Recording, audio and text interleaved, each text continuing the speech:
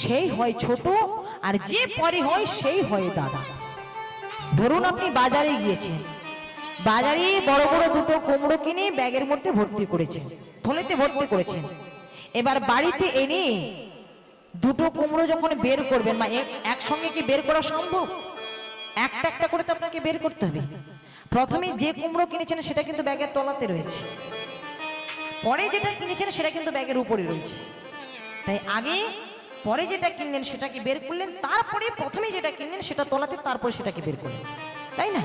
তাহলে যে আগে হয় সে হয় ভাই, আর যে পরে হয় সেই হয় দাদা। হিরণ্যকশিপু হিরণ্যাক্ষ, হিরণ্যকশিপু হলেন দাদা আর হিরণ্যাক্ষ হলেন ভাই। সবার আদরে শশীকলার ন্যায় ধীরে ধীরে করে বড় হতে লাগলো। হিরণ্যাক্ষ কঠোর তপস্যা করে ব্রহ্মার কাছে একটা বর পেয়েছিল। ব্রহ্মা হিরণ্যাক্ষের হাতে একটা গদা দিয়ে বলেছিল যে এই গদা যুদ্ধে কেউ তোমাকে হারাতে পারবে না, কেউ তোমাকে পরাজিত করতে পারবে না, একমাত্র হরি ছাড়া। চিন্তা করো, একেতে অসুর, তারপরে অহংকারী ব্যক্তি, আবার তার হাতে যদি গদা ধরিয়ে বলা হয় যে কেউ তোমাকে হারাতে পারবে না, কেউ তোমাকে পরাজিত করতে পারবে না, তাহলে তার অবস্থাটা কেমন হবে, তাই না? তার অবস্থাটা কেমন হবে চিন্তা করুন। অহংকারটা আরো বেড়ে যাচ্ছে, বলে কেউ তোমাকে হারাতে পারবে না, একমাত্র হরি ছাড়া। সঙ্গে সঙ্গে তিনি বলেন, আচ্ছা আপনি বলুন তো হরি মানে কি? বলে কেন?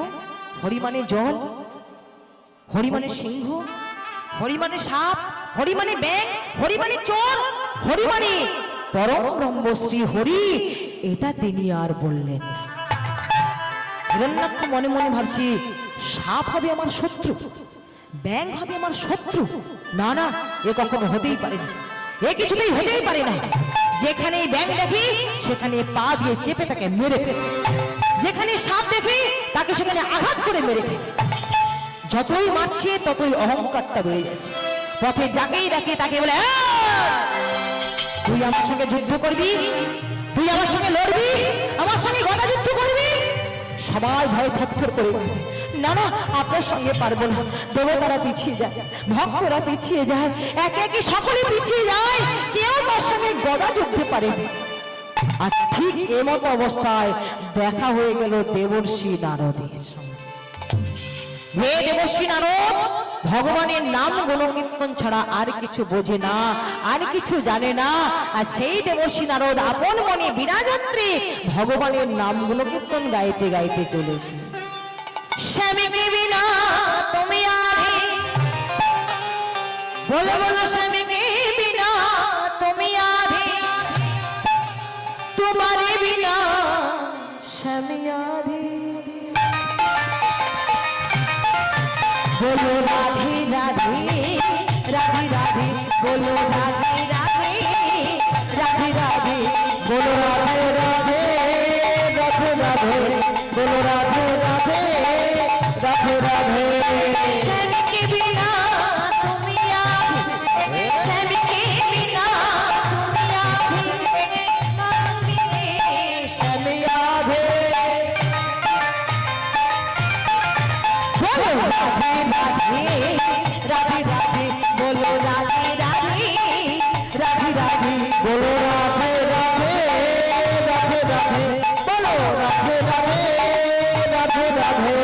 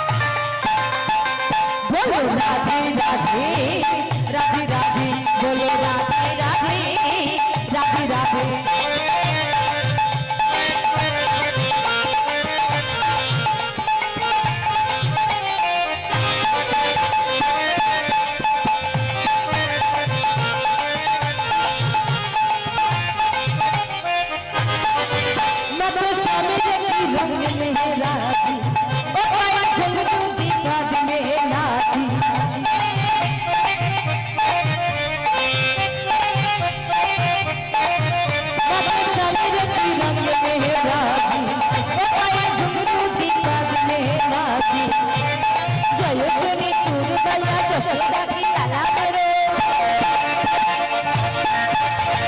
জয় শুনি চুরি পাইয়া যশোদা কি লালা মেরো মেরে হৃদয় কি না বাজি ও মেরে হৃদয় কি না বাজি আপনার সঙ্গে করতে নাই আপনার সঙ্গে করতে নাই দেখো দেখো ওকে সামনে যাতে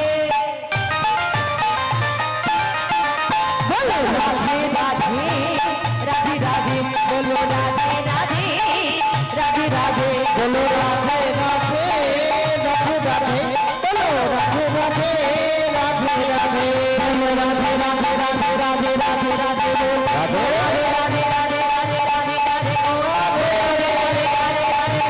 রাধে রাধে রাধে রাধে রাধে রাধে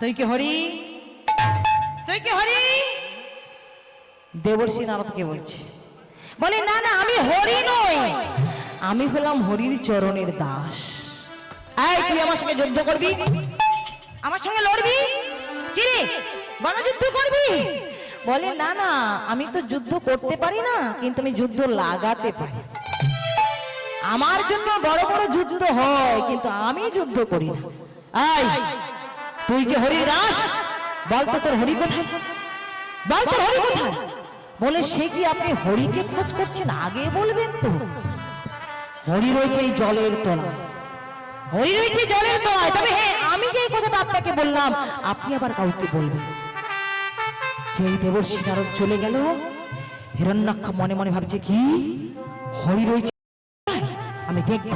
আমি দেখবো কেমন জলের তলায় হরি রয়েছে একবারে ঝাঁপ দিয়ে পড়লো জলের মাঝখানে ঝাঁপিয়ে পড়ে গদা দিয়ে আঘাত করে বলে বল হরি কোথায় বল হরি বল হরি কোথায় গদা দিয়ে জলে যত আঘাত করে জল একবার উপরে ওঠে একবার নিচে পড়ে একবার উপরে ওঠে একবার নিচে পড়ে বলে হরির নামে তো হরির নামে জলের মধ্য দিয়ে প্রকট হলেন বরাহ মূর্ত ধারণ করে পরম ব্রহ্মশ্রী হরি বলে তুই হরি বলে হ্যাঁ আমি হরি বেশ তুই যদি হরি হোস তাহলে আমার সঙ্গে লড়তে হবে আমার সঙ্গে যুদ্ধ করতে হবে হিরণ্যাক্ষের সঙ্গে হরির যুদ্ধ শুরু হল ভগবান শ্রী হরি বরাহ মূর্তি ধারণ করে এসেছে এই যুদ্ধ করতে করতে করতে করতে হিরণ্যাক্ষের কাছ থেকে গদাটা কেড়ে নিয়ে নিজের গদা দিয়ে যেই না তার মাথাতে আঘাত করেছে হিরণ্যাক্ষ নেতাই গৌর হরিবোল হয়ে গেছে হিরণ্যাক্ষ নেতাই গৌর হরিবোল হয়ে গেছে হিরণ্যাক্ষ শেষ হয়ে গেছে সবাই আনন্দে নেচে উঠেছে দেবতারা আনন্দে নেচে উঠেছে ভক্তরা আনন্দে নেচে উঠেছে সবার মনে কত আনন্দ কিন্তু হিরণ্যকশিপু হিংসায় একবারে জ্বলে পড়ে বলল কি হরির এত বড় সাহস হরির এত বড় স্পর্ধা যে আমার ভাইকে হত্যা করে তাহলে আজ থেকে হরি হলো আমাদের বংশের শত্রু গোটা অসুর জাতির শত্রু হলো এই হরি যতক্ষণ না পর্যন্ত ভাতৃ হত্যার প্রতিশোধ নিতে না পারছি আমি শান্ত হয়ে থাকতে পারছি যাও শিক্ষা দাও ধরবলি অসুর সকল ব্রাহ্মণ ক্ষত্রিয় মধ্যে দাও প্রতিভা যার যোগ্য দান ভেদ যত হিংসা করো ধার্মিক জনের ধরে ধরে প্রাণে মার আদেশ করলো যাও যেখানে যাগযজ্ঞ হবে যেখানে ধ্যান তপস্যা হবে সেখানে অত্যাচার শুরু করে দাও উৎপীড়ন শুরু করে দাও এবার লক্ষ্য করুন মায়ের হিরণ্যকশিপুর আদেশ পাওয়ার সঙ্গে সঙ্গে সৈন্য সামন্তরা কর্মচারীরা অসুরের দল সবাই মিলে ছুটে চলল কোথাও হিরণ্যকশিপু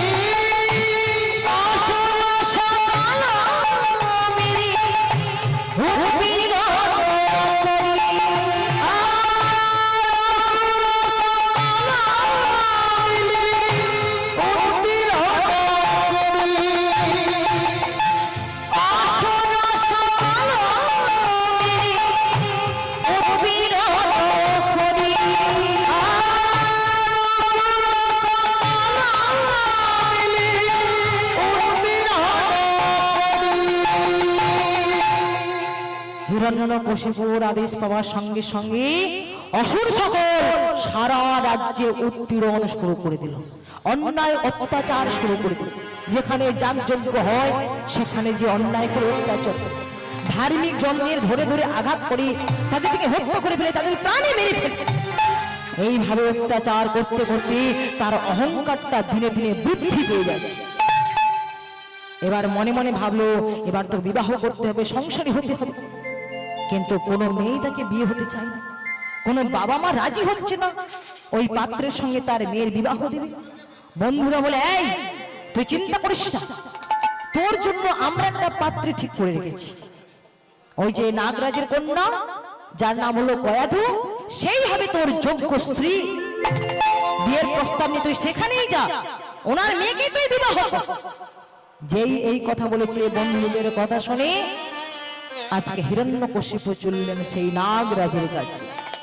শোনো শোনো নাগরা করি নিবেদন, শোনো শোনো নাগরা করি নিবেদন, শোনো শোনো নাগরা করি নিবেদন, শোনো শোনো নাগরা করি নিবেদন। কয়া ঘুরে করব কন্যা কয়া ঘুরে করব কয়া ঘুরে করব করা ঘুরে করব বিবাহ দিকে যদি না চাও জনে জোর করে নই যাব তব কন্যা ধরে, জোর করে নয়ে যাব তব কন্যা ধরে, জোর করে নই যাব তব কন্যা ধরে। এই যে রাজা, আমি আপনার কন্যাকে বিবাহ করতে চাই। যদি আমার সঙ্গে বিবাহ না দিয়ে অন্য পাত্রের সঙ্গে বিবাহ দেয়, তাহলে ওই পাত্রকে মেরে আমি জোর করে আপনার কন্যাকে তুলে নিয়ে গিয়ে বিবাহ করব। নাগরা চিন্তা করলো, সর্বনাশ, একজন অসুর যে আচার আচরণ কিছু জানে না, তার সঙ্গে আমাদের কন্যার বিবাহ, না না, এই হতেই পারে না, এই হতেই পারে না। হ্যাঁ গো গিন্নি, এখন কি হবে? আমাদের একমাত্র কন্যা, সে যে ভগবানকে সেবা না দিয়ে কখনো জলগ্রহণ করে না, সে যে পরম ভক্তিমতী, আজকে তার বিবাহ একটা অসুরের সঙ্গে, না না, এ হতে পারে না, এ কিছুতেই হতে পারে না। স্ত্রী বলছে, স্বামী গো, কেন হতে পারে না? আমরা আমাদের মেয়েকে ছোটবেলা থেকে সেই মতো শিক্ষা দিয়েই বড় করে তুলেছি। আমাদের মেয়েও জানে রাখে হরি তো মারে কে, আর মারে হরি তো রাখে কে। স্বামী মনে রাখবে, আমাদের এই মেয়ের জন্য একদিন অসুর জাতিটা উদ্ধার হয়ে যাবে, অসুর কুলটাই উদ্ধার হয়ে যাবে। আমাদের মেয়ে কৃষ্ণ ভক্ত ও ভগবানের সাধন ভজন ছাড়া কিচ্ছু জানে না। দেখবে ওরা ওর কোনো ক্ষতি করতে পারবে না, ওরা কোনো ক্ষতি করতে পারবে না।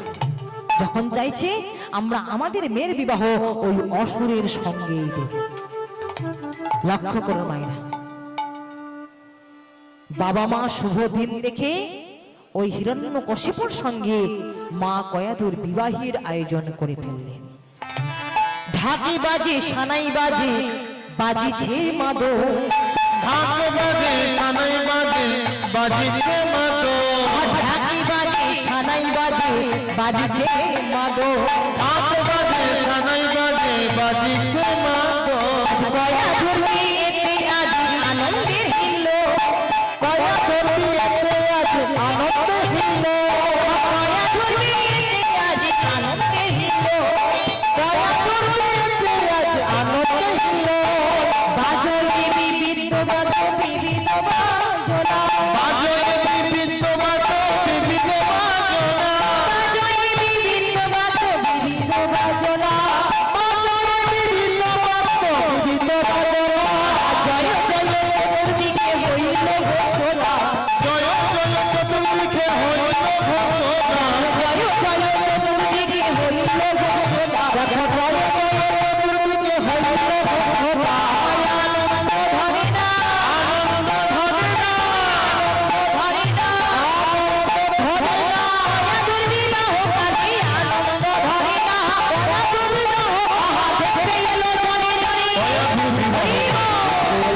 জানে দয়ালু বিবাহ কালী এলো জানে জানে দয়ালু বিবাহ কালী এলো জানে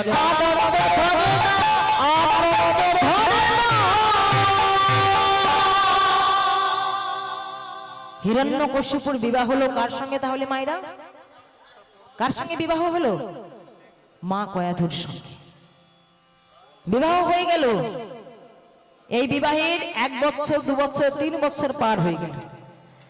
এখন বন্ধুরা সবাই মিলে গিয়ে দাঁড়িয়ে বলে, এই বিয়ে করলি তা মুখের কথা জানালি না, নেমন্ত্রণ করে খাওয়ালি না, দম করে বিয়ে করে ফেললি, তা বিয়ে করেছিস ভালোই করেছিস। তা আমরা খোঁজ নিয়ে দেখেছি তোর বউ মানে আমাদের বৌদি কি ভালো গান করে, আবার কি সুন্দর নাচও করে। তাই একবার বাড়িতে নিয়ে গিয়ে তো এবার গানটা তো শোনাতে পারিস, একবার নাচটা তো দেখাতে পারিস। হিরণ্যকশিপু বলে, সে কি, আমার স্ত্রী গান জানে, আমার স্ত্রী নাচ জানে, কই আমি তো জানি না। সে কি, এতদিন নিয়ে সংসার করছিস এটাও তুই জানিস না? হ্যাঁ হ্যাঁ, আমরা খোঁজ নিয়ে দেখেছি, ভালো গানও করে, ভালো নাচও করে। তা একবার যদি ওই গান আর নাচ শোনাতে পারছি তাহলে আমরা ভালো খুশি পেতাম, খুব আনন্দ পেতাম আমরা। বলে ঠিক আছে, তোরা চিন্তা করিস না, আমার স্ত্রী সত্যি যদি গান জানে, সত্যি যদি নাচ জানে, কথা দিলাম আগামীকাল সন্ধ্যের সময় একবার আমার রাজসভাতে আসবি, আমি তোদের সবার সামনে আমার স্ত্রীকে এনে গানও গাওয়াবো আর নাচও দেখাবো। যা, আজকের মতো তোরা বাড়ি যা, কালকে তুমি আসবে। বন্ধুরা সবাই চলে গেল। হিরণ্যকশিপু কয়াধুর কাছে এসেছে। কয়াধু, ও কয়াধু, স্বামী আপনি আমায় ডেকেছেন? হ্যাঁ ডেকেছি। আচ্ছা তুমি কি গান জানো? বলে হ্যাঁ স্বামী, আমি গান জানি, ছোটবেলায় আমাকে আবার বাবা মা গান শিখিয়েছে। বাহ। আচ্ছা তুমি কি নাচও জানো? বলে হ্যাঁ আমি নাচও জানি, নাচ আমায় শিখিয়েছি। চিন্তা করলো, তাই তো, বন্ধুরা তো ঠিকই বলেছে। শোনো, আগামীকাল সন্ধ্যের সময় তুমি একবার আমার রাজসভাতে যাবে। চমকে উঠেছে, স্বামী, স্বামী আপনি কি বলছেন? আমি আপনার রাজসভাতে? কিন্তু কেন? কেন মানে আমার বন্ধুরা আসবে তোমার গান শোনার জন্য, তারা আসবে তোমার নাচ দেখার জন্য, তাদের সবার সামনে তোমাকে গানও গাইতে হবে, তোমাকে নাচও দেখাতে হবে। যেই এই কথা বলেছে মা কয়াধু দেবী অন্তরে ভগবানকে নিবেদন করে বলে, ওহে দয়াময়, ওহে কৃপাময়, এ তুমি কি বিপদে আমায় ফেলেছ, এ তুমি কি বিপদে আমায় ফেলেছ। আমি গান করি তোমাকে আনন্দ দেওয়ার জন্য, আমি নাচ করি তোমাকে খুশি করবার জন্য, ওই অসুরদের আনন্দ দেওয়ার জন্য নয়, ওদের মনোরঞ্জন করবার জন্য তুমি গান করি না, নাচ তো করি না। কিন্তু আজকে আমার স্বামীর আদেশ, অসুরদের সামনে আমাকে গানও করতে হবে, আবার নাচও দেখাতে হবে। এখন আমি কি করবো প্রভু, তুমি আমাকে পথ বলে দাও, এখন আমি কি করব? ছলনা করে বলে, স্বামী, স্বামী আপনি কি বলছেন? আপনার বন্ধুদের গান শোনাতে হবে, আপনার বন্ধুদের নাচ দেখাতে হবে, এ তো খুব আনন্দের কথা, এ তো খুব আনন্দের কথা। কিন্তু স্বামী, আমি যে আপনার বন্ধুদের গান শোনাবো, নাচ দেখাবো, আসলে 3 বছর হয়ে গেল আমি তো গানও করি না আর নাচও তো করি না, সবই তো ভুলেই বসে আছি। বলে তাতে কি হয়েছে, আজকে সারা রাত্রি পড়েছে, তুমি একটু প্র্যাকটিস করে নাও, একটু গান নাচ ভালো করে অভ্যাস করে নাও, কালকে বন্ধুদের সামনে ভালো করে গান গাইতে হবে আর ভালো করে নাচও দেখাতে হবে। বলে স্বামী আপনি বলছেন ঠিকই, আমি অভ্যাস করব, কিন্তু আমি যে নাচটা প্র্যাকটিস করব তা গানটা ধরবে কে? আপনি বরং একটা গান ধরুন, আর সেই গানের তালে তালে আমি নাচটা প্র্যাকটিস করব। কি বললে তুমি? কি বললি? আমি গাইবো গান? না না না, এই গান আমার দ্বারা হবে না। তুমি যেমন পারো তেমন অভ্যাস করে নাও, যেমন পারো তেমন প্র্যাকটিস করে নাও। আহ স্বামী, আপনি রাগ করছেন কেন? আমি তো আপনাকে একটা সহজ করে গান শিখিয়ে দেব, আর সেই সহজ গানটা শুধু আপনি করবেন, আর সেই গানের তালে তালে আমি আমার নাচটা প্র্যাকটিস করে নেব। আপনি শুধু একবার মুখে হরি বলবেন আর হাতে দেবেন তালে, হরি হরি হরি। যেই বলেছে হরি অমনি চমকে উঠেছে,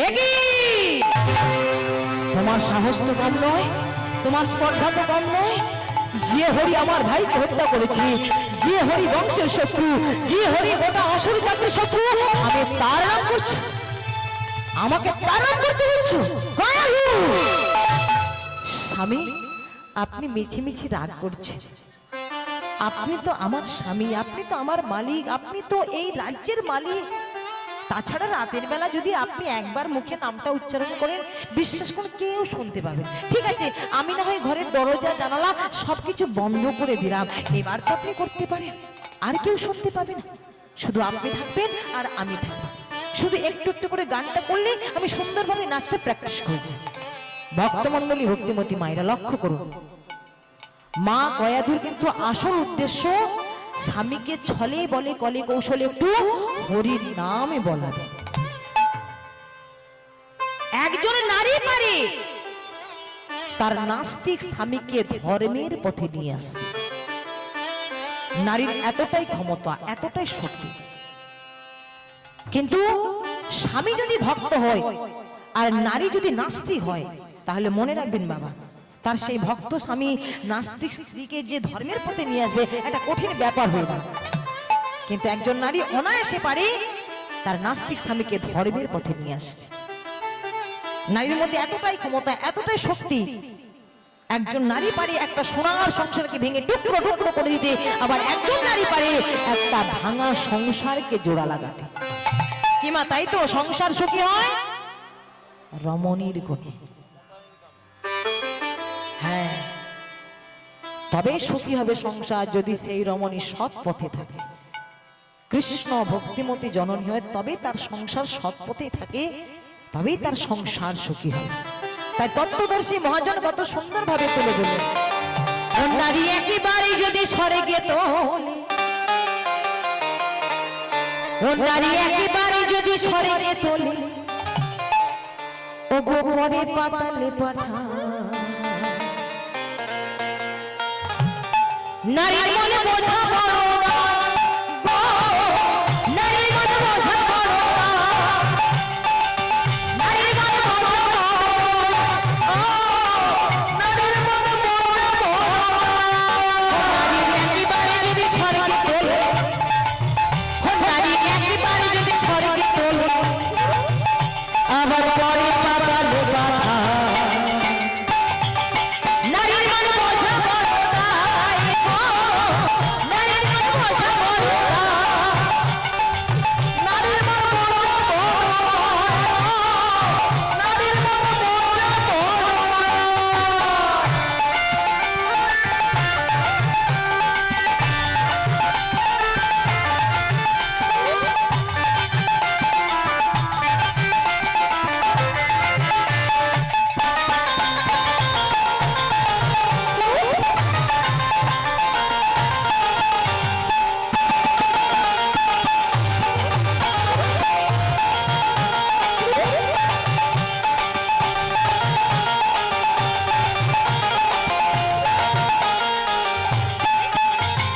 নারী একবার হলেই বক্র, সব নারীকে সমানভাবে দেখবেন না।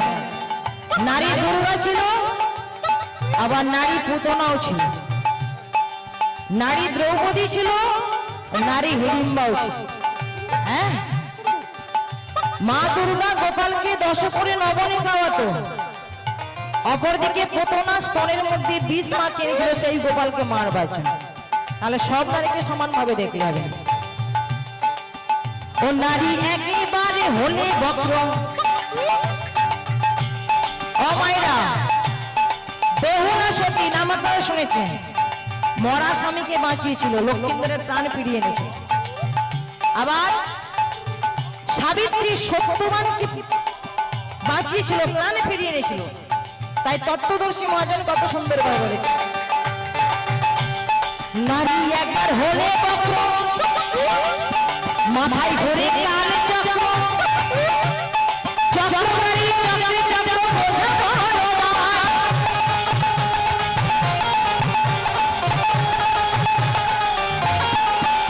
আহা সতী নারী শক্তির কাছে, আহা সতী নারী শক্তির কাছে, ও গো হার মানে জমিরা, নারী মনে বোঝা বড় না, নারী মনে বোঝা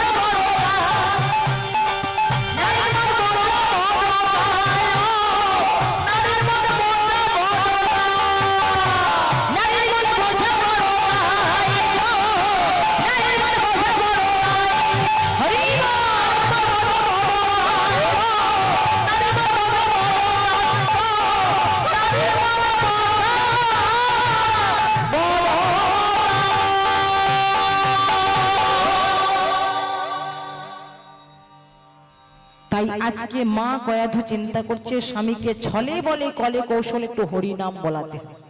বলে স্বামী আপনি শুধু একবার হরি বল বলবেন আর হাতে তালি দিবেন, আর আমি আমার নাচটা সুন্দরভাবে প্র্যাকটিস করি। এখন অসুর তো, যার গলাতে কোনো সুর নেই, সেও বলছে হরি হরি হরি হরি, মুখে হরি বলছে, হাতে তালি দিচ্ছে।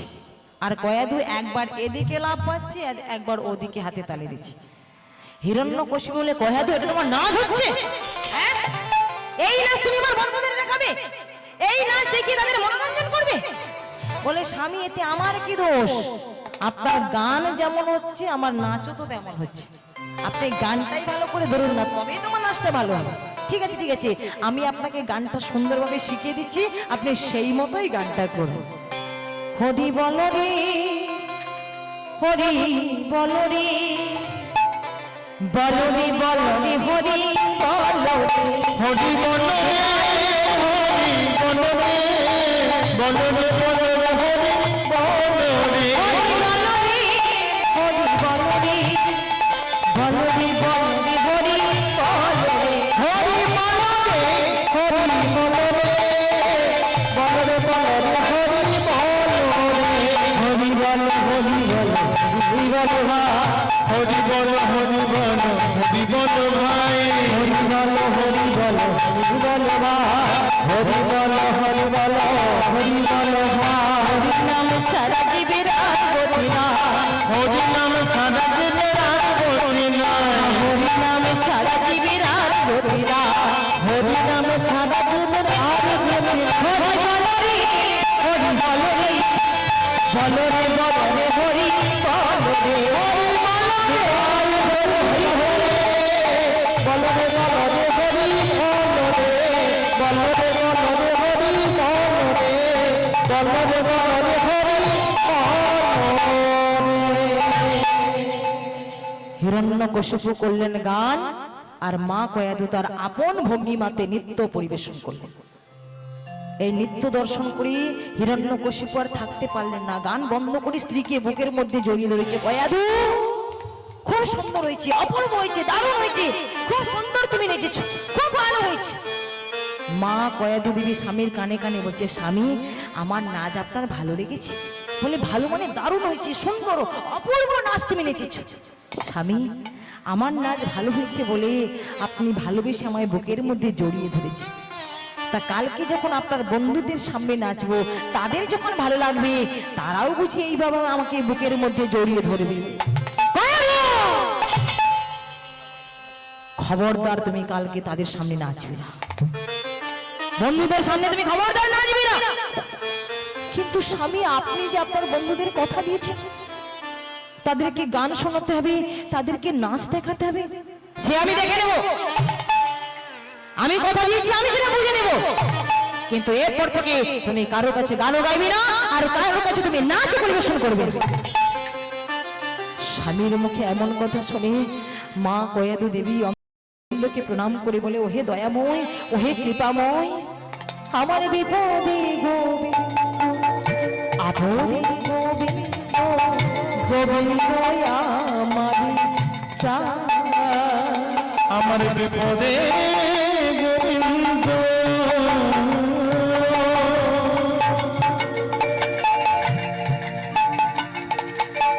আপদে গোবিন্দ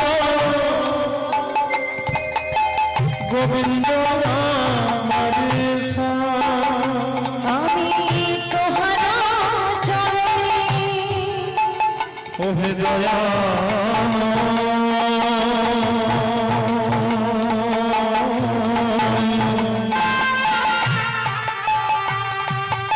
ওহে কৃপা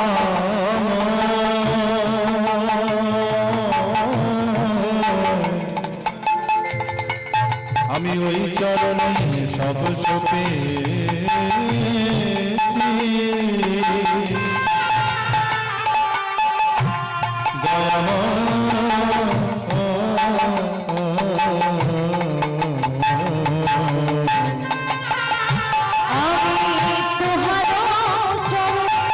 সবে সবে আছি তোহার চরণে সব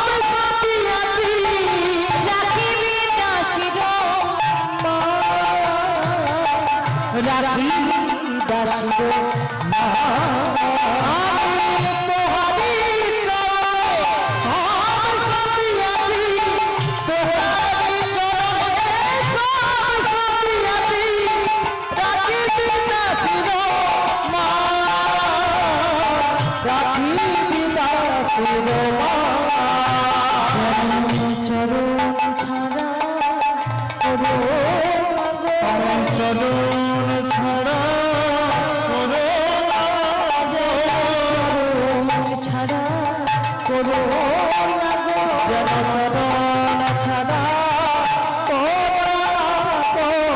ওই চরণে শরণ চরণ ছাড়া করো আমি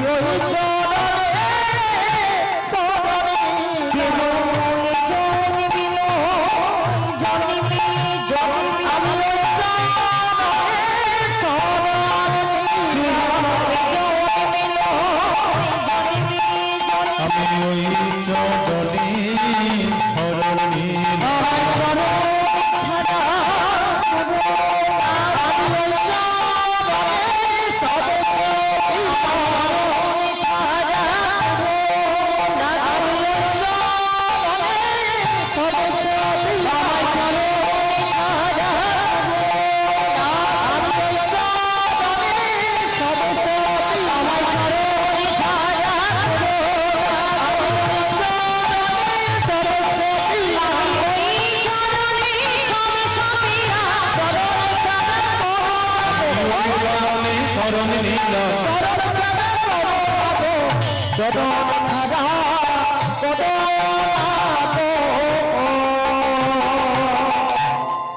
ভক্তমণ্ডলী ভক্তিমতী মায়েরা একটা কথা সবসময়ের জন্য মনে রাখবেন গো, যারা ভক্ত হয় তারা কখনো আনবাঞ্ছা করে না, আনবাঞ্ছা করি আমরা, কিন্তু যারা ভক্ত হয় তারা কখনো আনবাঞ্ছা করে না। ভক্তের বাসনা ভক্তের মতো হওয়া চাই। ভক্ত যেমন দুঃখে পড়ে তখন কিন্তু ভগবানকে স্মরেন, তখন কিন্তু ভগবানকে ডাকেন, ভগবানকে স্মরণ করেন। আবার ভক্তের জীবনে যদি বিন্দু মাত্র সুখের ছায়া আসে তখনও কিন্তু সে ভগবানকে স্মরণ করে। কিন্তু আমরা যারা মায়াবদ্ধ জীব শুধু বিপদে পড়লেই ভগবানকে ডাকি, আর জীবনে সুখ এলে আমরা সেই ভগবানকে ভুলে যাই। ভগবান বলে, ওগো জীব, তোমরা দুঃখের সময় যেভাবে আমাকে ডাকো, বিপদে পড়ে যেভাবে আমাকে ডাকো, তেমনি সুখের সময় যদি একবার আমার নামটা উচ্চারণ করো, কথা দিলাম তোমাদের জীবনে দুঃখ বলে কি জিনিস কোনোদিনের জন্য আসবে না, কোনোদিনের জন্য আসবে না। কোন ভক্ত যদি আমার জন্য আমার নাম নিয়ে এক চরণ এগিয়ে যায়, আমি তাকে কৃপা করবার জন্য 10 চরণ এগিয়ে আসি। এই না হলো আমার ভক্তাধীন ভগবান। ভক্ত যদি ভগবানকে ডাকার মতো ডাকতে পারে, ভক্তের ডাক যদি সঠিক হয়, ডাকের মধ্যে যদি ভক্তি থাকে, ডাকের মধ্যে যদি পবিত্রতা থাকে, তাহলে সেই ভগবান ভক্তকে কৃপা করবার জন্য বাড়ি বাড়ি ছুটে আসেন, বাড়ি বাড়ি নেমে আসেন। লক্ষ্য করুন, এই হরিকথা আলোচনার মধ্য দিয়ে মা কয়াদু দেবী গর্ভবতী হলেন, গর্ভে সন্তান এলো। মনে রাখবেন, হরিকথা কৃষ্ণ কথা আলোচনার মধ্য দিয়ে যে মায়ের গর্ভে সন্তান আসে তার সন্তান ভক্ত প্রহ্লাদ হয়ে জন্ম। আর হরিকথাকে বাদ দিয়ে, প্রেমকে বাদ দিয়ে যখন কামকে আশ্রয় করে তার গর্ভে সন্তান আসবে, তখন তার সন্তান ভক্ত প্রহ্লাদ নয়, তখন তার সন্তান ভয়ঙ্কর জল্লাদ হয়ে আসে। মা কয়াদু দেবী গর্ভবতী হলেন, আর এদিকে হিরণ্যকশিপু তপস্যার জন্য চলে গেলেন মন্দার পর্বতে।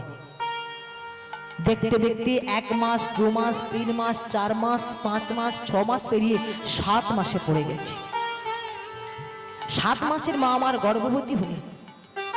দেবরাজ ইন্দ্র চিন্তা করলেন, না, অসুরের সন্তান অসুরই হয়, অসুরের সন্তান অসুর হয়, তাই গর্ভের সন্তানটাকে নষ্ট করবার জন্য কয়াদুকে হরণ করে নিয়ে যাচ্ছে। দেবর্ষি নারদ পদ গিরে যাচ্ছে, আপনি কি ভুল করতে চলেছেন, আপনি কি ভুল করতে চলেছেন? বলে, আপনি জানেন না ওনার গর্ভে যে সন্তান রয়েছে সে হলো অসুরের সন্তান, ও হলো অসুরের সন্তান। তাই সন্তানকে আমি ধ্বংস করে দেবো, ওই সন্তানকে আমি নষ্ট করে দেবো। বলি আপনি ভুল বুঝেছেন। সবাইকে আপনি সমানভাবে দেখবেন না, সমানভাবে বিচার করবেন না। ওই মায়ের গর্ভে যে সন্তান রয়েছে সে আমাদের শত্রু নয়, সে হলো পরম বন্ধু। ওই সন্তানের জন্য আমাদের দেবতা কুল উজ্জ্বল হয়ে যাবে, সবার মনে শান্তি আসবে, সবার মনে সুখ ফিরে আসবে ওই সন্তানের জন্য।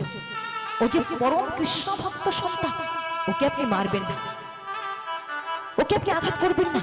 আপনি ফিরে যান, আপনি ফিরে যান। দেবরাজ ইন্দ্র মায়ের কাছে ক্ষমা চেয়ে তিনি ফিরে চলে গেলেন। মা কয়াদু দেবী দেবর্ষী নারদের চরণ দুখানা জড়িয়ে ধরেছিলেন ঋষি বহন। এবার আপনি কৃপা করে বলুন আমি কি করব? গর্ভে আমার সন্তান, ওদিকে স্বামী বাড়িতে নেই, তপস্যার জন্য মন্দার পর্বতে চলে গেছে। দেবরাজ ইন্দ্র আমাকে হরণ করে নিয়ে যাচ্ছে, মাঝপথে ছেড়ে দিয়ে চলে গেছে। এবার আপনি বলুন আমি কি করব, আমি কোথায় যাব, আমার কি করা উচিত? বলে মা তুমি চিন্তা করো না, তুমি আমার সঙ্গে আমারই আশ্রমে চলো। আপনি কি বলছেন, আপনি কি বলছেন? আমি যাবো আপনার আশ্রমে? কিন্তু না, আমার গর্ভে রয়েছে সন্তান, কিছুদিন পরে গর্ভের সন্তান ভূমিষ্ঠ হবে। তা আপনার আশ্রমে যদি আমার গর্ভের সন্তান ভূমিষ্ঠ হয়ে গর্ভের সন্তান জন্ম নেয়, আপনার আশ্রমের পবিত্রতা যে নষ্ট হয়ে যাবে।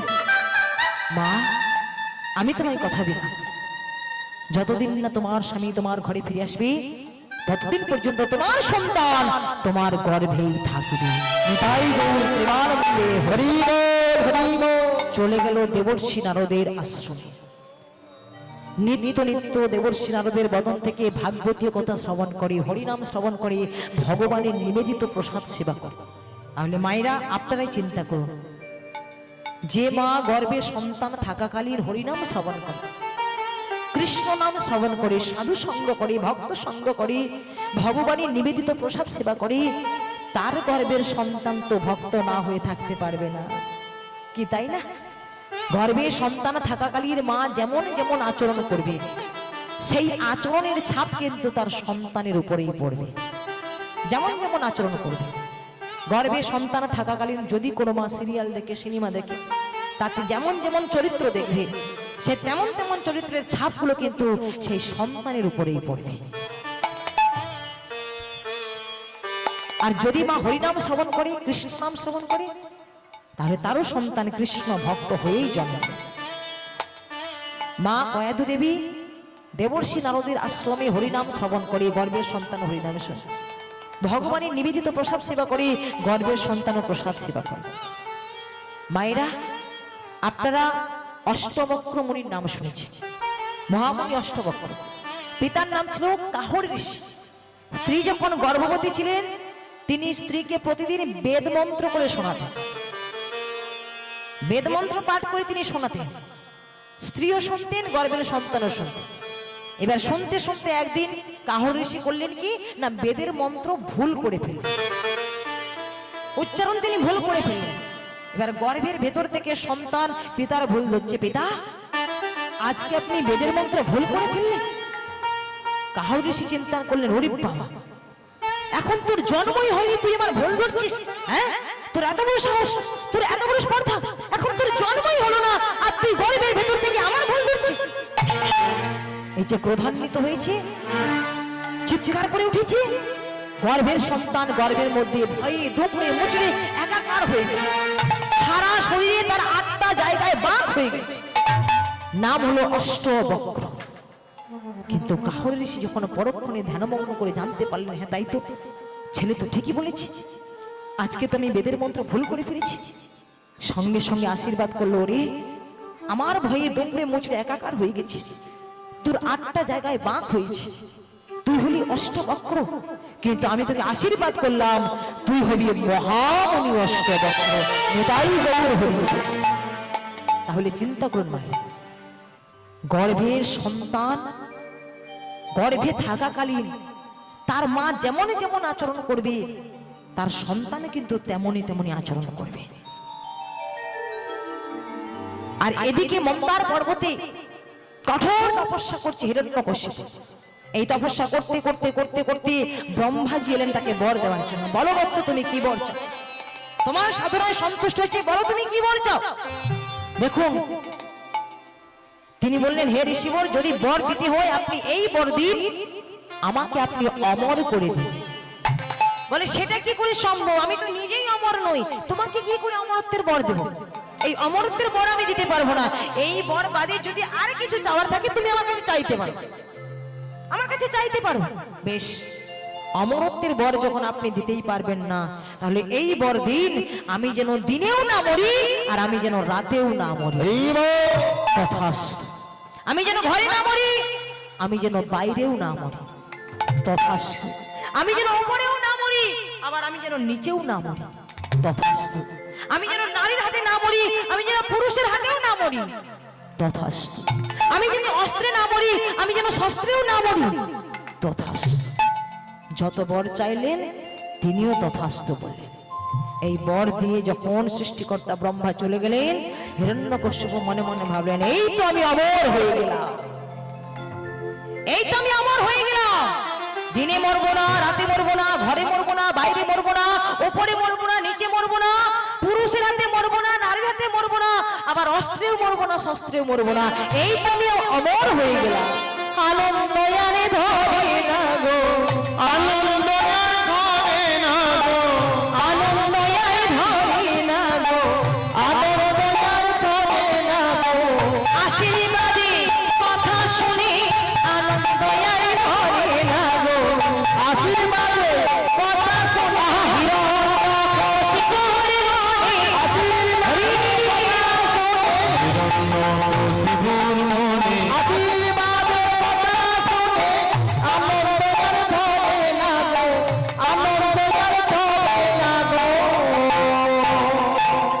মনে বর পেয়ে গেলেন।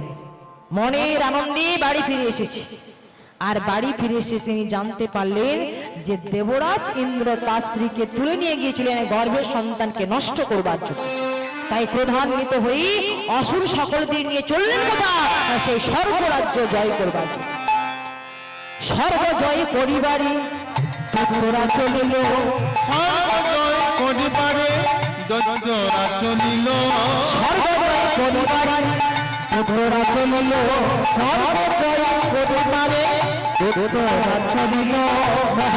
তার শব্দে গগন ভরিল, মহাহংকার শব্দে গগন ভরিল, তার শব্দে গগন ভরিল, গগন ভরিল। ক্রোধে জ্বলিল যেন জ্বলন্ত অনল, তাহা দেখি দেবগণ করে পলায়ন। হিরণ্যকশিপু যখন ক্রোধান্বিত হয়ে অসুরদের নিয়ে স্বর্গ রাজ্য আক্রমণ করবার জন্য আসছে, এবার স্বর্গের সকল দেবতারা যে যার মতো ভয়ে পালিয়ে যেতে লাগলো, যে যার মতো লুকিয়ে যেতে লাগলো। বিভিন্ন রূপ ধারণ করে যে যার মতো লুকিয়ে গেল, যে যার মতো পালিয়ে গেল। দেবর্ষি নারদ ছুটে এসেছে, ওহে প্রভু, ওহে দয়াময়, সবাই যেভাবে পালিয়ে গেছে, সবাই যেভাবে লুকিয়ে গেছে, ওদের মতো তুমিও কোথাও লুকিয়ে যাও, তুমিও কোথাও চলে যাও, তুমিও কোথাও পালিয়ে যাও। হিরণ্যকশিপু তার দলবল নিয়ে যেভাবে ক্রোধান্বিত হয়ে আসছে, ও যদি তোমাকে সামনে পায় একদম ছেড়ে দেবে না। তুমিও কোথাও লুকিয়ে যাও, তুমিও কোথাও পালিয়ে যাও। বলে, নারদ, তুমি আমার জন্য এত ভাবো? বলে, হ্যাঁ প্রভু, তোমার জন্য আমার ভীষণ কষ্ট, তোমার অমর্যাদা হোক এটা আমি চাই না। যাও প্রভু, তুমি কোথাও লুকিয়ে যাও। বেশ, সঙ্গে সঙ্গে ভগবান অন্তর্ধান হয়ে গেল। লক্ষ্য করুন, হিরণ্যকশিপু 6 দিন ধরে ভগবানকে খোঁজ করলেন, কিন্তু ভগবানকে তিনি খুঁজে পেলেন। যখন ব্যর্থ হয়ে চলে গেলেন, দেবর্ষি নারদ বলে, প্রভু, হিরণ্যকশিপু খোঁজেও তোমাকে পেল না, সে চলে গেছে, এইবার কৃপা করে বাইরে বেরিয়ে এসো। সঙ্গে সঙ্গে ভগবান প্রকট হয়েছে। বলে, প্রভু, এটা কি করে সম্ভব? ও তোমাকে 6 দিন ধরে খোঁজ করলো, তোমার সন্ধান পেল না, আর আমি ডাকা মাত্র তুমি চলে এসেছো। তা কোথায় লুকিয়েছিলে? বলো দয়াময়, তুমি কোথায় লুকিয়েছিলে?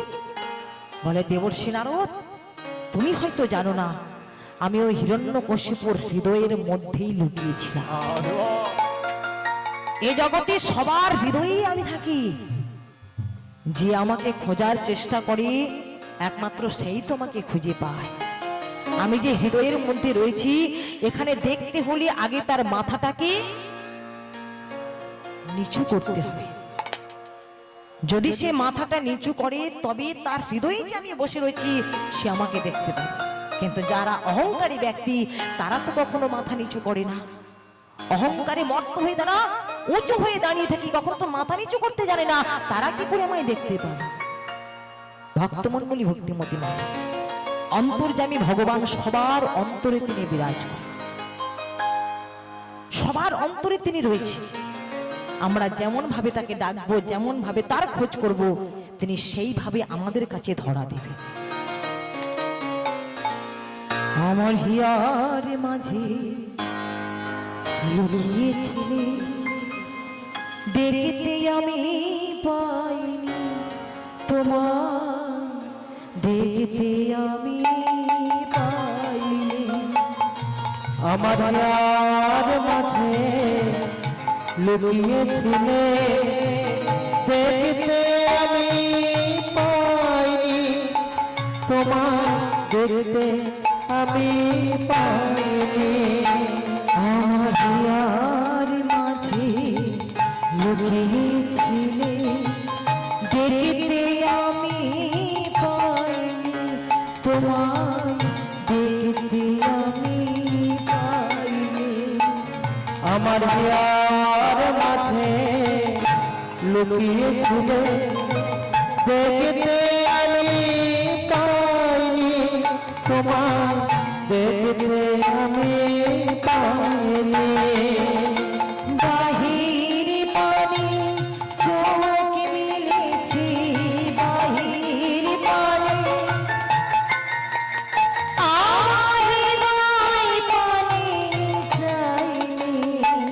আমার হিয়ার মাঝে লুকিয়েছিলে, দেখতে আমি পাইনি তোমায়, দেখতে আমি পাইনি।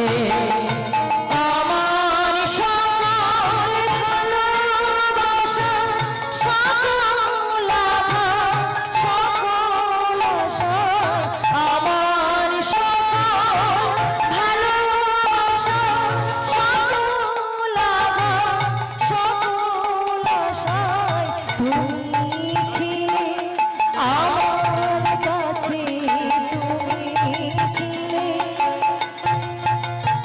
আমি তোমার কাছে যাইনি। আমার হিয়ার মাঝে লুকিয়েছিলে, দেখতে তোমায় পাইনি তোমায়, দেখতে আমি পাইনি। আমার হিয়ার মাঝে লুকিয়েছিলে, দেখতে আমি পাইনি তোমায়, দেখতে আমি পাইনি। অন্তর্যামী ভগবান সবার অন্তরে বিরাজ করে। কে ডাকে তারে গভীর বনে, কে ডাকে তারে ঘরের কোণে, আর কে ডাকে তারে মনে মনে। যে যেমন ভাবে ডাকবে, যে যেমন ভাবে তার উপাসনা করবি, যে যেমন ভাবে তার ভজনা করবি, ভগবান সেইভাবে তার মনের বাসনা পূরণ করবে। গীতাতে ভগবান কৃষ্ণচন্দ্র অর্জুনকে বলেছিলেন, হে অর্জুন, যে যথা মাং প্রপদ্যন্তে তাং তথৈব ভজাম্যহম মম বর্তমান অনুবর্তন্তে মনুষ্য পার্থ সর্বস্ব। তোমরা যে যেভাবে আমাকে ডাকবে আমি সেইভাবে তোমাদের মনের বাসনা পূরণ করব। নিতাই গৌর প্রেমানন্দ। এবার শুভ দিনে শুভক্ষণে সেই সুসন্তান জন্মগ্রহণ করেছে। শুভ দিনে শুভক্ষণে সুসময় জানিয়া, শুভ দিনে শুভক্ষণে সুসময় জানিয়া, শুভ দিনে শুভক্ষণে সুসময় জানিয়া, শুভ দিনে শুভক্ষণে সুসময় জানিয়া, পরমেন্দ্র পুত্র জন্মিল আসিয়া, পুত্র জন্মিল আসিয়া, পরমেন্দ্র পুত্র জন্মিল আসিয়া, পুত্র জন্মিল আসিয়া, কি দেব তারে তুলনা, কি দেব তার তুলনা,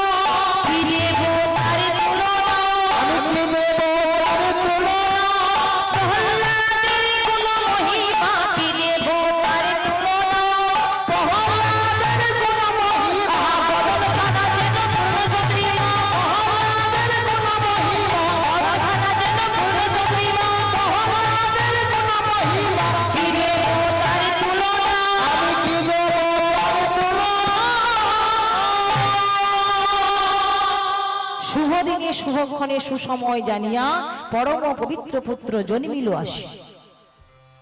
ভক্ত প্রহ্লাদের জন্ম হয়েছে। সবার আদরে শশীকলার ন্যায় সন্তান ধীরে ধীরে করে বড় হতে লাগল। বয়স হলো মাত্র 5 বৎসর। 5 বৎসরের শিশু সন্তান মায়ের কাছ থেকে সুশিক্ষা অর্জন করে। ছেলেও জানে যে রাখে হরিত মারে কে, আর মারে হরিত রাখে কে। মায়ের সঙ্গে ওই সন্তান সদা সর্বদা হরি নাম করে, কৃষ্ণ নাম করে, ভগবানের নিবেদিত প্রসাদ সেবা করে। যখন 5 বৎসর বয়স হয়ে গেল, একদিন হিরণ্যকশিপু ছেলেকে আদর করে কোলের মধ্যে তুলে নিয়েছে। বুকে জড়িয়ে ধরে বদনে চুম্বন করে বলে, হ্যাঁ রে প্রহ্লাদ, বলতো বাবা আজকে খেয়েছিস? সঙ্গে সঙ্গে বাবার কোলের মধ্যে থেকে ছেলে উত্তর দিচ্ছে, বাবা আজকে আমি হরির প্রসাদ সেবা করেছি। কোল থেকে একরে মাটিতে আছাড় দিয়ে ফেলেছে। হতচ্ছাড়া, যে হরিদের কাকাকে হত্যা করেছে, যে হরি বংশের শত্রু, যে হরি গোটা অসুর জাতির শত্রু, তুই তার প্রসাদ সেবা করেছিস? সৈন্য সামন্তরা সকলে ছুটে এসেছেন। মহারাজ, ওকে আপনি মারবেন না, ও তখন ছোট্ট, ওর বয়স হবে মাত্র 5 বছর। আমরা যে অসুরের নীতি কি নিয়ম কি তো কিছুই জানে না। তাছাড়া আপনি তো এখনো শিক্ষার ব্যবস্থাই করেননি। আগে শিক্ষা দিন, তবেই তো বুঝবে অসুরের নীতি কি, অসুরের নিয়ম কি, তবেই তো জানবে। আপনি শিক্ষার ব্যবস্থা করুন। সঙ্গে সঙ্গে আদেশ করে, যাও প্রহ্লাদকে নিয়ে গিয়ে পাঠশালায় ভর্তি করে দাও। অসুরের দল সবাই মিলে প্রহ্লাদকে নিয়ে চললো পাঠশালায় ভর্তি করে দেওয়ার জন্য। প্রহ্লাদে লইয়া তারা করিল গম, প্রহ্লাদে লইয়া তারা করিল গম, প্রহ্লাদে লইয়া তারা করিল গম, প্রহ্লাদে লইয়া তারা করিল গম।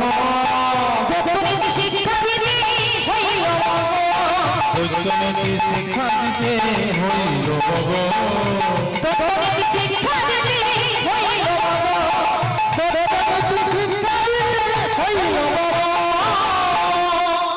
দত্তনীতি শিক্ষা দেওয়ার জন্য সবাই মিলে পাঠশালায় নিয়ে এসেছে। অসুরদের দত্তগুরু কে ছিলেন? শুক্রাচার্য। ওনার 2 ছেলে ষণ্ড অমর্ক, তাদের আশ্রমে নিয়ে এসেছে। বলে আপনি এমন শিক্ষা দেবেন যে শিক্ষা পেলে ছেলেটা যেন হরি নাম ভুলে যায়, ওর মুখ থেকে যেন কৃষ্ণ নাম বন্ধ হয়ে যায়, সেই রকম শিক্ষা দেবেন। আর সেই রকম বই যদি আপনার পাঠশালাতে না থাকে, আপনারা নিজেরাই বই রচনা করবেন আর সেই বইয়ের আপনার শিক্ষা দেবেন। যেই চলে গেল, ছেলেকে সুশিক্ষা দিচ্ছে। বলে, হ্যাঁ রে প্রহ্লাদ, তোর বাবার হুকুম রয়েছে এই হরিনাম বলা যাবে না, কৃষ্ণ নাম করা যাবে না। তুই তো অসুর, অসুরের যে নিয়ম, যে নীতি, যে শিক্ষা, সেটাই তোকে গ্রহণ করতে হবে। এই কৃষ্ণ নাম তোকে ভুলে যেতে হবে, হরিনাম তোকে ভুলে যেতে হবে। বলে, গুরু মহাশয়, কৃষ্ণ নাম হরি নাম ভুলবো বললে কি আর ভোলা যায়? হ্যাঁ কি মায়েরা, যে একবার অন্তর থেকে হরি বল বলেছে, তার অন্তরের হরি বল কি কখনো বন্ধ করা যায় গো? হ্যাঁ, হরিদাস ঠাকুরকে 22টা বাজারের বেত্রাঘাত মারলো, কিন্তু তবুও তার মুখ থেকে হরিনামটা বন্ধ হলো। হরিনাম বন্ধ হলো না। তুমি হরিনাম বলতে থাকো, কৃষ্ণ নাম করতে থাকো। এই বলতে বলতে করতে করতে নামের কৃপা যেদিন তোমার প্রতি হবে, সেদিন তুমি নামকে ছাড়তে চাইলেও নাম তোমায় ছেড়ে যাবে না। কৃষ্ণ নামে করো সবে জগতের সার। হরি কৃষ্ণ নামে করো ভাই জগতের সার, কৃষ্ণ নামে করো সবে জগতের সার, কৃষ্ণ নামে করো সবে জগতের সার। হবে সপতি যিনি জগৎ মোলা, হবে সপতি যিনি জগৎ মোলা, হবে সপতি জগৎ মোলা, হবে সপতি যিনি জগৎ মোলা। গান করে বেদ পুরাণ সর্বশাস্ত্রে শুনি, গান করে বেদ পুরাণ সর্বশাস্ত্রে শুনি, গান করে বেদ পুরাণ সর্বশাস্ত্রে শুনি, গান করে বেদ পুরাণ সর্বশাস্ত্রে শুনি। নব ভবসান যিনি জগৎ চিন্তা মোড়ি, নব ভবসান যিনি জগৎ চিন্তা মোড়ি, নব ভবসান যিনি জগৎ চিন্তা মোড়ি, নব ভবসান যিনি জগৎ চিন্তা মোড়ি। হরি হরি বলবো,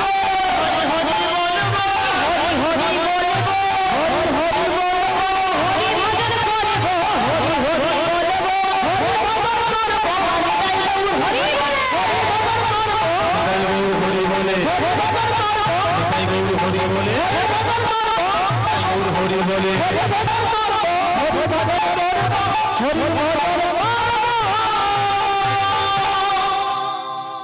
হাজারো চেষ্টা করলো কিন্তু মুখ থেকে তার হরিনামটা বন্ধ করতেই পারল না, কিছুতেই হরিনাম বন্ধ করতে পারল না। শেষ পর্যন্ত নিরুপায় হয়ে মাস্টার মহাশয় দুজন ওই ছেলেকে নিয়ে হিরণ্যকশিপুর কাছে এসেছে। মহারাজ, মহারাজ, আমরা হাজারো চেষ্টা করলাম কিন্তু আপনার ছেলের বদন থেকে হরিনামটা বন্ধ করতেই পারলাম না, আমরা পারলাম না। এবার যা শিক্ষা দেওয়ার আপনি শিক্ষা দেন।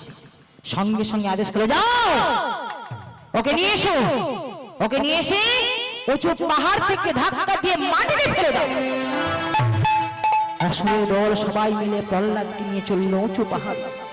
উঁচু পাহাড় দিয়ে যেই না ধাক্কা দিয়ে মাটিতে ফেলে দিল, এদিকে ভগবান অন্তর্যামী অদৃশ্য অবস্থায় এসে ভক্তকে কোলের মধ্যে তুলে তাকে নামিয়ে দিল।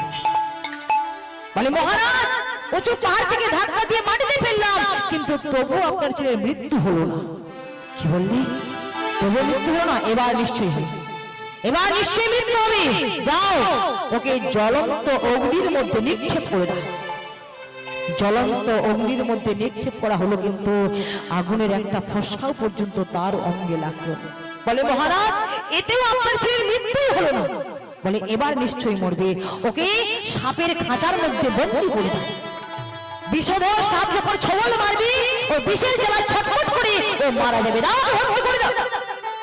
বিষধর সাপের খাঁচায় নিয়ে গিয়ে বন্দী করে দেওয়া হলো কিন্তু সেখানেও তার মৃত্যু হলো না। পাগলা হাতির পায়ের তলায় দিল, তাতেও তার মৃত্যু হলো না।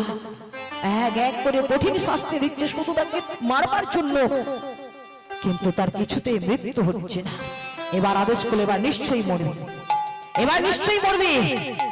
অন্ধকার ঘরের মধ্যে ওকে বন্দী করে রাখো, কিচ্ছু খেতে দিবে না, জলও দেবে না, ফলও দেবে না। দেখি না খেয়ে ওই ছেলেটা কতদিন বেঁচে থাকতে পারে। দৌবাড়িকে দরজার সামনে পাহাড়ি করে লাগবে। তাহলে শোনো, এই দরজার সামনে তুমি দাঁড়িয়ে থাকবে, কাউকে ভেতরে প্রবেশ করতে দেবে না, এমনকি ছেলেটাকে জলও দেবে না, ফলও দেবে না। দেখি না খেয়ে ছেলেটা কতদিন বেঁচে থাকতে পারে। প্রহ্লাদকে নিয়ে এসে অন্ধকার ঘরের মধ্যে বন্দী করে দিল। কেউ তাকে জলও দেয় না, কেউ তাকে ফলও দেয় না। একদিন, দুদিন, 3 দিন পার হয়ে গেল। মা কয়াদি দেবী আর থাকতে পারলেন। আমার ওইটুকু বাচ্চা ছেলে শুধু হরিনাম করে বলে, হরিকে ভালোবাসে বলে আমার স্বামী থেকে এমন কঠোর ভাবে শাস্তি দিচ্ছে। আজ 3 দিন হয়ে গেল, তার মুখে একটু জলও দেয়নি, একটু ফলও পর্যন্ত দেয়নি। ছেলে আমার না খেয়ে বসিয়েছি, আমি মা হয়ে কি করে খাই বলো? থালাতে করে নাড়ু আর জলের পাত্র নিয়ে যাচ্ছে। দরজার সামনে ছিল দৌবাড়ি। বলে দৌবাড়ি, তোমার তো সন্তান রয়েছে, তুমি তো সন্তানের বাবা, তা তোমার সন্তান যদি এমনি করে না খেয়ে বসে থাকতো তুমি কি ধৈর্য ধরে বসে থাকতে পারতে? দৌবাড়ি, এই থালাতে করে নাড়ু এনেছি, গ্লাসে করে জল এনেছি, যাও না আমার ছেলেটাকে একটু দিয়ে এসো, যাও না দিয়ে এসো। ছেলেটা আজকে 3 দিন না খেয়ে বসে আছে, যাও না একটু তাকে দিয়ে এসো। বলে রানীমা, আপনি আমায় মাফ করবেন, রাজা মহেশের আদেশ রয়েছে আপনার ছেলেকে কিচ্ছু দেওয়া যাবে না, জলও দেওয়া যাবে না, ফলও দেওয়া যাবে না। কেন রে দুর্বাড়ি, কেন? আমার স্বামী তোকে মনে টাকার মাইনে দেয়, তাই জন্য? শোন, আমার স্বামী তোকে যে মাইনে দেয় আমি তার থেকে দ্বিগুণ মাইনে দেব। তুই শুধু এই কাজটা করে দে, তুই শুধু এই কাজটা করে দে। আমার ছেলেকে একটু নাড়ু, একটু জল সেবা করিয়া যা, আমি তোকে অনেক অর্থ দেব।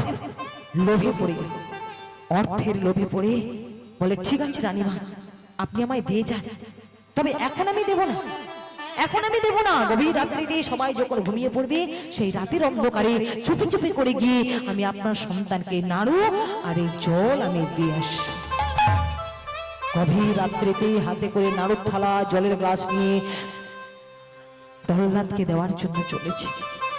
এদিকে হিরণ্যকশিপু যার বসে শান্তি নেই, ঘুমিয়ে শান্তি নেই, সেবা করে শান্তি নাই, কি করে ছেলেটাকে মারবো কিছুতেই ভেবে পাচ্ছি না। হঠাৎ দেখলো রাতের অন্ধকারে কেউ যেন চুপি চুপি চুপি করে চলে যাচ্ছে।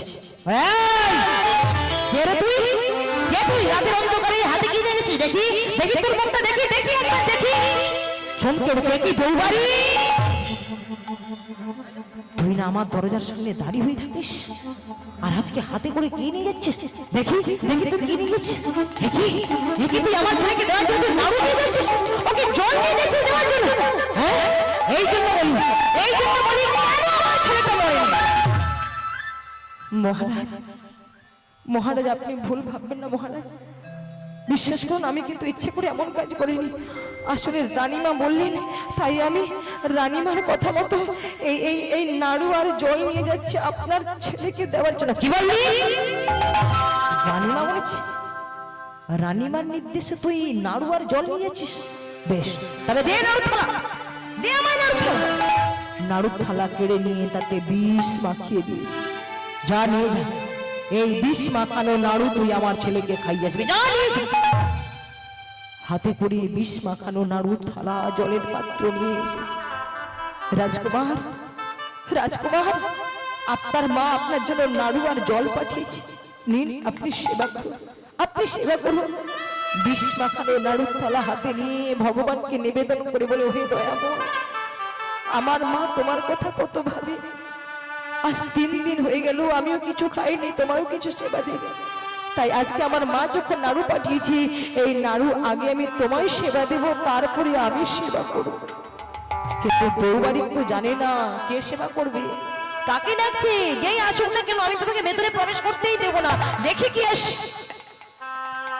হঠাৎ দেখলো সেই অন্ধকার ঘরকে আলোকিত করে শঙ্খচক্র গদা পদ্মধারী চতুর্ভুজ নারায়ণ শ্রীহরি এসে দাঁড়িয়েছে। প্রহ্লাদের কাছ থেকে বিষ মাখানো নাড়ু একটা একটা করে ভগবান সেবা করছে। দ্রৌপদী দরজার সামনে দাঁড়িয়ে দাঁড়িয়ে চুপি চুপি করে দেখছি, তাই তো বিষ মাখানো নাড়ু তুমি সব খেয়ে নিলে, তা তুমি যদি ওই নাড়ু খাও তাহলে তোমার ভক্ত খাবে কি, সে কি খাবে? দ্রৌপদী জানে না যে ভগবান তার ভক্তকে খাওয়ানোর জন্য অমৃত মাখানো নাড়ু এনেছে। নিজে খেলো বিষ মাখানো নাড়ু আর ভক্তকে খাওয়ালো অমৃত মাখানো নাড়ু। যখন নাড়ু সেবা হয়ে গেল, খালি পাত্রটা হাতে নিয়ে বলেছে, দ্রৌপদী কাকা, এই নাও, এই থালাটা নিয়ে গিয়ে আমার মাকে দিয়ে দিও, আমার মায়ের হাতের নাড়ু খুব সুন্দর হয়েছে, নাও তুমি থালাটা নিয়ে যাও। থালাটা হাতের মধ্যে নিয়ে একেবারে বুকের মধ্যে জড়িয়ে ধরেছি। থালাটাকে বুকে জড়িয়ে ধরে দ্রৌপদী ছুটতে ছুটতে ছুটতে ছুটতে এসেছে। মহারাজ, মহারাজ, কে রে, তোর চোখে জল কেন? ছেলেটা বুঝি মরে গেছে? বল, মরবার সময় বাবা তো মা গো বলে চিৎকার করেছিল, বল প্রহ্লাদ মরে গেছে তো? না মহারাজ, বিষ মাখানো নাড়ু সেবা করো, আপনার ছেলের মৃত্যু হয়। কি বললি, কি বললি তুই? এই জন্য বলে তোদের তারা কোনো কাজ করে, যা চলে যা। হ্যাঁ মহারাজ, চলেই যাব, চলেই যাব, আপনার এই রাজপ্রাসাদে আরামে থাকতে চাই না। কি তুই এসব বলছিস? তুই আমার চাকর, আমার দাসত্ব হয়ে তুই একই কথা বলছিস? মহারাজ, এতদিন আমি আপনার দাসত্ব ছিলাম ঠিকই, কিন্তু আজকে আমি দরজার সামনে গিয়ে যা দেখলাম যে ভগবান ভক্তের জন্য নিজে সেবা করলো বিষ মাখানো নাড়ু, আর ভক্তকে সেবা দিল তার অমৃত মাখানো নাড়ু। তাই এই দৃশ্য দর্শন করবার পর এতদিন আমি আপনার চাকর হয়েছিলাম, আপনার দাস হয়েছিলাম ঠিকই, কিন্তু আর আমি আপনার চাকর হয়ে থাকতে চাই না, আপনার দাস হয়ে থাকতে চাই না। দাস যদি হতেই হয়, চাকর যদি হতেই হয়, আমি শ্রী গোবিন্দে দাস হব, আমি শ্রী গোবিন্দে দাস হব, শ্রী গোবিন্দে দাস হব, আমি শ্রী গোবিন্দে দাস হব, তোমার দাসত্ব করিব না, শ্রী গোবিন্দে দাস হব। আমি তোমার দাসত্ব করব না, শ্রী গোবিন্দে দাস হব। দ্রৌপদী যেই চলে গেল, সঙ্গে সঙ্গে আদেশ করল, কে আছিস? ওই প্রহ্লাদ কি অন্ধকার ঘর থেকে টেনে বের করে নিয়ে আয়। পিতা পুত্র মুখোমুখি দাঁড়িয়েছে। বাবা প্রশ্ন করলো, হ্যাঁ রে, তোকে বারবার করে মারার চেষ্টা করছে, বলতো তোকে কে বাঁচিয়ে দিচ্ছে? বলে কেন, আমার হরি তোমায় বাঁচিয়ে দিচ্ছে। সব জায়গায় আমার হরি তো বাঁচাচ্ছি, তা তোর হরি থাকে কোথায়? বলে কেন বাবা, হরি তো আমার সর্বত্র রয়েছে। আছো অনল অনিলে চির নবনীলে ভূদল সলিলে গহনে, আছো বিটপি লতায় জলদির গায় শশী তারকায় তপনে। হরি তো সর্বত্র রয়েছে। বলে তোর হরি যদি সর্বত্র রয়েছে, তাহলে এই যে ফটিক স্তম্ভ এর মধ্যেও কি তোর হরি রয়েছে? বলে হ্যাঁ রয়েছে, এই ফটিক স্তম্ভের মধ্যেও আমার হরি রয়েছে। বেশ, এই ফটিক স্তম্ভের মধ্যে কেমন তোর হরি রয়েছে আমি দেখতে চাই। এই গদাটা হাতে নিয়ে যেই না ফটিক স্তম্ভটা ভেদ করতে যাবি, ভগবান মনে মনে ভাবলেন ভক্ত তোমার বলেই ফেলেছি আমি ফটিক স্তম্ভের ভেতরেও রয়েছি। তাহলে ভক্তের কথা সত্য করতে হলে এখন আমাকে ফটিক স্তম্ভ ভেদ করে প্রকট হতে হবে। যেই গদা দিয়ে ফটিক স্তম্ভে আঘাত করেছি, অমনি কি হলো? সিংহের মস্তক প্রায় নরগণব প্রকাণ্ড মূর্তি অতি ভয়ঙ্কর, অতি ভয়ঙ্কর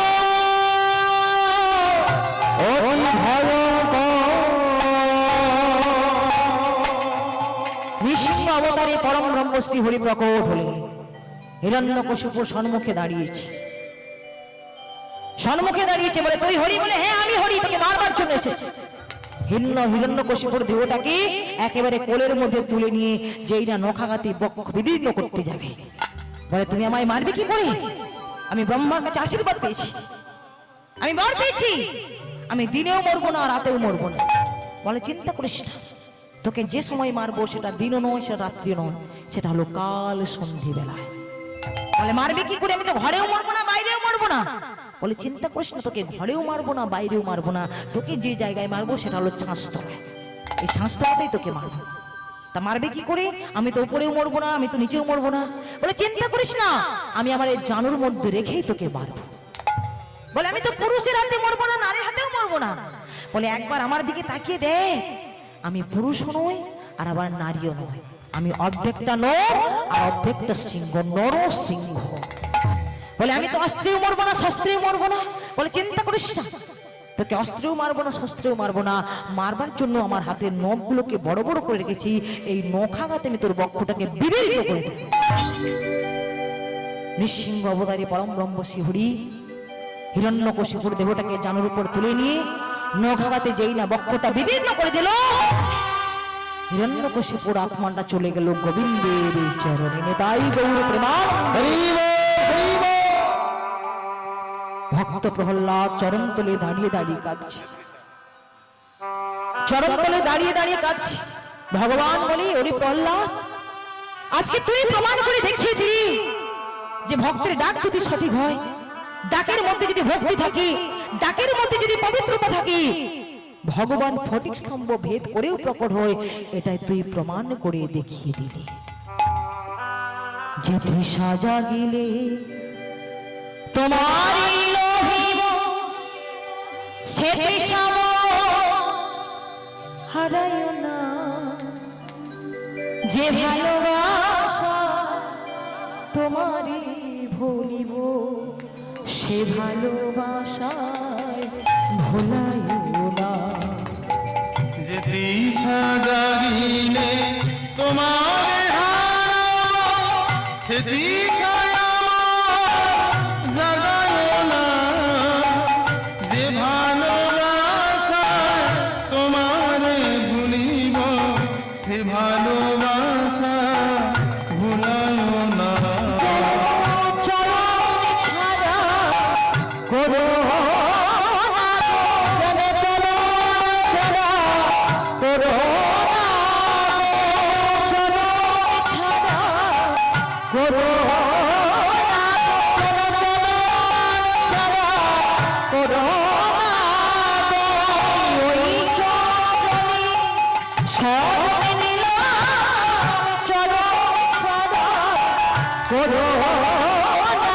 আমি ওই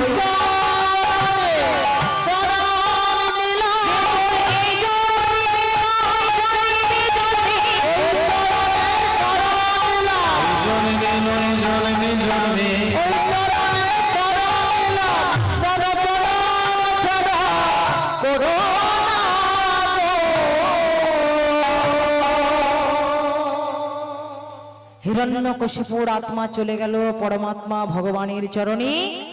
আর ভক্ত প্রহ্লাদ ভগবানের কৃপা লাভ করল।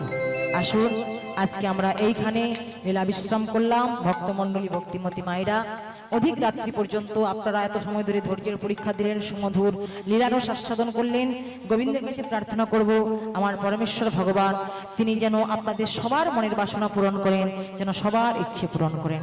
সকলেই দুটি বাহু তুলে আমাদের সঙ্গে বলুন হরে কৃষ্ণ হরে কৃষ্ণ, হরে কৃষ্ণ হরে কৃষ্ণ, কৃষ্ণ কৃষ্ণ কৃষ্ণ কৃষ্ণ, হরে হরে হরে হরে, হরে রাম হরে রাম রাম রাম হরে হরে নিতাই গৌর প্রেমানন্দে হরি বল হরি বল হরি বল। ভক্তির বাসনায় আজ পূরণ হইল, ভক্তির বাসনায় আজ পূরণ হইল, হরি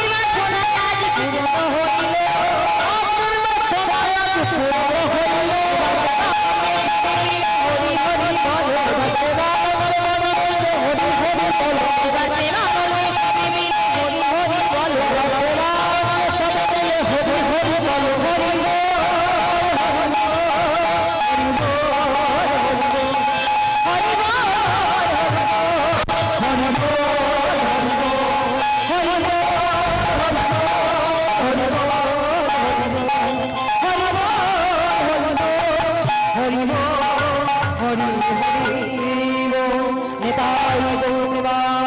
হরি বল হরি বল হরি